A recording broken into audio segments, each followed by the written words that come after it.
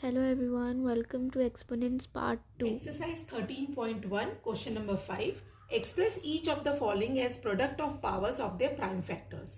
So इस question में हमें 648 के प्राइम फैक्टर्स फाइंड आउट करने हैं जो हैं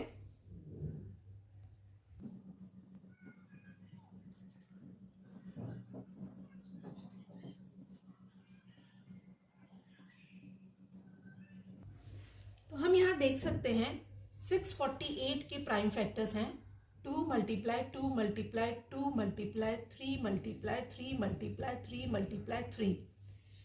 जैसा कि मैंने आपको प्रीवियस वीडियो में बताया था, एक्सपोनेंट्स हम किस तरह से लिखते हैं। ये 2 बेस का रिपीटेशन हो रहा है 3 टाइम्स, तो 2 बेस का रिपीटेशन 3 टाइम्स मतलब 2 raise to the power 3 multiply 3 base का रिपीटेशन 4 टाइम्स, तो 3 बेस का पावर 4। तो हमारा आंसर हुआ 2 raise to the power 3 multiply 3 raise to the power 4। Similarly 3600 के भी हम ऐसे ही प्राइम फैक्टर्स निकालेंगे।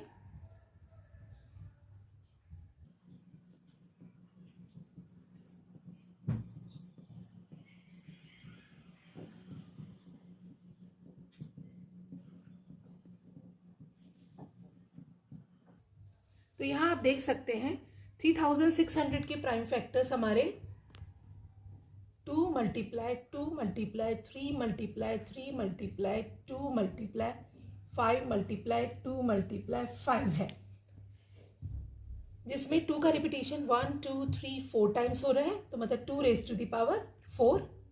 3 का रिपीटेशन 2 टाइम्स हो रहा है, 3 रेज टू द पावर 2। ऐसे ही 5 का रिपीटेशन 2 टाइम्स हो रहा है, तो 5 raise to the power 2।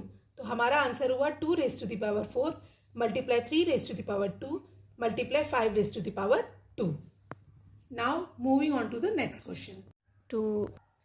Now question number 6, simplify. In this question we have to simplify the following exponential forms. Now question number 1, 2 multiply, अब यहाँ पे हम देख सकते हैं 10 raise to the power 3, so base 10 का पावर 3 मीन्स इसको हम एक्सपेंड करेंगे तो 10 मल्टीप्लाई 10 मल्टीप्लाई 10, 10 को 3 टाइम्स एक्सपेंड किया हमने। नाउ अब इसको हम मल्टीप्लाई करेंगे, 2 multiply 10 into 10 into 10 1000, 2 into 1000 2000, so our simplified number is 2000. Now in this question 7 base का पावर 2, तो इसको एक्सपेंड करने पे हमारा 7 इंटू 7 होगा multiply 2 raise to the power 2 का 2 मल्टीप्लाई 2, तो 7 7 ज़ा 49 और 2 2 ज़ा 4। Now 49 multiplied by 4 is 196, so our simplified number is 196. Now question number 3, अब यहाँ हम देख सकते हैं कि हमें 0 से इस एक्सपोनेंशियल फॉर्म को मल्टीप्लाई करना है। तो एज वी नो कि 0 से किसी भी नंबर को मल्टीप्लाई करने में आंसर 0 ही आता है, तो इसका सिंप्लीफाइड नंबर होगा 0। In question number 4 we have 5 raise to the power 2, so we expand 5 into 5 into 3 raise to 3, we expand 3 as 3 into 3 into 3, so 5 5 ज़ा 25 and 3 multiply 3 is 27, so answer will be 675. In this way only the rest of the question will be solved. Number 7, simplify. अब इस question में हमें -4 raise to the power 3 को simplify करना है, तो as per the rule -1 odd number is equal to -1। इसका मतलब किसी भी बेस का अगर पावर ऑड नंबर होगा, -1 बेस का पावर ऑड नंबर होगा, तो उसका आंसर हमेशा नेगेटिव ही होगा, नेगेटिव में आएगा। तो अगर हम इसको एक्सपेंड करते हैं तो -4 मल्टीप्लाई -4 मल्टीप्लाई -4, तो इसका आंसर 4 4 ज़ा 16, 16 4 ज़ा 64, और इसका आंसर हमेशा नेगेटिव में आएगा क्योंकि इसका पावर एक ऑड है। नाउ क्वेश्चन नंबर 2, सिमिलरली -3 का कोई पावर नहीं है, 1 पावर, तो -3 को हम सिंगल लिखेंगे मल्टीप्लाई -2 का पावर 3, तो जैसा कि अभी मैंने आपको बताया 3 एक ऑड नंबर है, तो इसका आंसर हमेशा मल्टीप्लाई करने पे माइनस में ही आएगा। तो इसको हम एक्सपेंड करेंगे -2 मल्टीप्लाई -2 मल्टीप्लाई -2 3 टाइम्स, तो -3 मल्टीप्लाई, इसको मल्टीप्लाई करने पे हमारा आएगा -8, 2 2 ज़ा 4, 4 2 ज़ा 8 एंड ऑड नंबर है तो उसकी वजह से इसका माइनस साइन आएगा। नाउ माइनस माइनस अब हो जाएगा प्लस, तो इसका आंसर होगा 8 3 ज़ा 24 प्लस में। इन क्वेश्चन नंबर 3 सेम टाइप से करेंगे, -2 को एक्सपेंड करेंगे 3 टाइम्स, -2 मल्टीप्लाई -2 मल्टीप्लाई -2 और मल्टीप्लाई 10 को भी 3 टाइम्स मल्टीप्लाई करेंगे, -10 मल्टीप्लाई -10 मल्टीप्लाई -10। जैसा कि मैंने आपको बताया था ये 3 ऑड नंबर्स हैं, तो इसका जो भी हम मल्टीप्लिकेशन रिजल्ट आएगा वो माइनस में ही आएगा। तो इसका मल्टीप्लिकेशन रिजल्ट आया -8 मल्टीप्लाई, इसका भी मल्टीप्लिकेशन रिजल्ट माइनस में ही आएगा -1000। So answer will be minus minus plus 8000। As per the rule, -1 raised to the power even number is equal to 1। इसका मतलब जब भी पावर इवन नंबर होगा किसी भी माइनस बेस का तो उसका आंसर हमेशा पॉजिटिव में आएगा। तो जहां आप देख सकते हैं कि -3 का पावर 2 है जो कि एक इवन नंबर है, तो हम इसको एक्सपेंड करेंगे, -3 मल्टीप्लाई -3 मल्टीप्लाई 5 को भी 2 टाइम्स, -5 मल्टीप्लाई -5, तो इसका आंसर आएगा 3 3 ज़ा 9 जो कि एक पॉजिटिव होगा क्योंकि इसका पावर 2 एक इवन नंबर था। ऐसे ही मल्टीप्लाई इसका भी 25 आएगा पॉजिटिव में।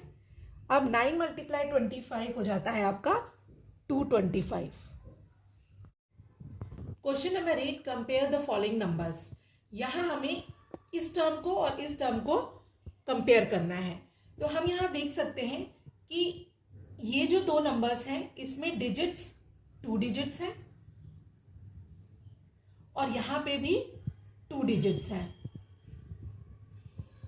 और डेसिमल पॉइंट भी सेम है। तो हम इस क्वेश्चन में 10 की पावर को कंपेयर करेंगे। तो यहाँ आप देख सकते हैं 10 की पावर 12 है और इस टर्म में 10 की पावर 8 है, तो 12 is greater than 8, so this whole term is greater than this term. So we can write 2.7 into 10 to the power 12 is greater than 1.5 into 10 to the power 8। कुछ केसेस ऐसे भी होते हैं जहां डिजिट्स और डेसिमल प्लेसेस सेम नहीं होते, तो उन केसेस को हम कैसे कंपेयर करते हैं वो मैं एक एग्जांपल लेके आपको दिखाती हूँ। जैसे example 3.2 into 10 to the power 13 को कंपेयर करना है हमें 543.26 into 10 to the power 12। तो हम यहाँ देख सकते हैं कि यहाँ पे डिजिट्स 2 हैं और यहाँ पे डिजिट्स 1 2 3 4 5 है।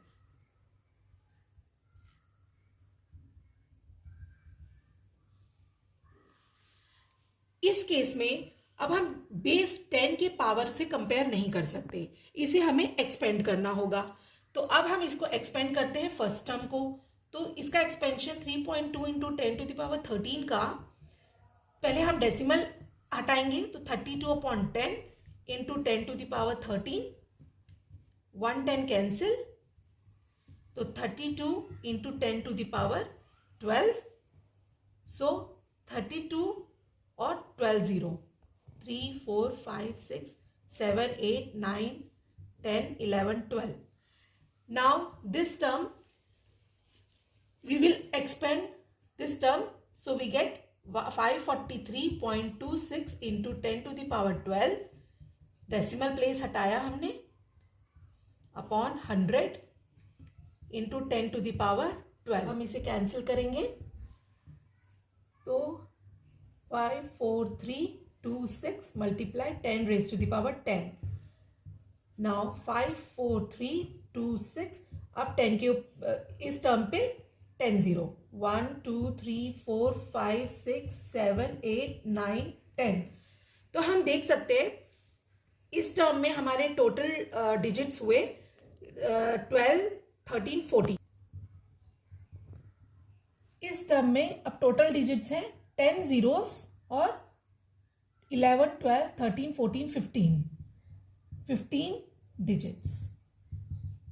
तो हम देख सकते हैं कि इस टर्म में 14 डिजिट्स हैं और इस टर्म में 15 डिजिट्स हैं। So obviously this term is greater than this term. इसलिए हम 10 के पावर से कंपेयर तभी करेंगे जब हमारे डिजिट्स और डेसिमल प्लेसेस सेम होंगे, अदरवाइज हम लोग इस मेथड से सॉल्व करेंगे।